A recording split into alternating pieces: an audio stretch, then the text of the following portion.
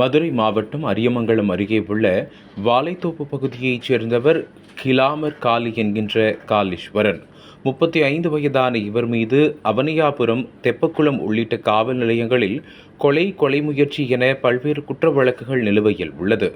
ஊருக்குள் பிரபல ரவுடியாக வலம் வரும் காளீஸ்வரன் மதுரை மாநகராட்சி முன்னாள் மண்டல தலைவர் VK குருசாமியின் சகோதரி மகனாவார். காளீஸ்வரனுக்கு 2 மனைவிகள் உள்ளனர்.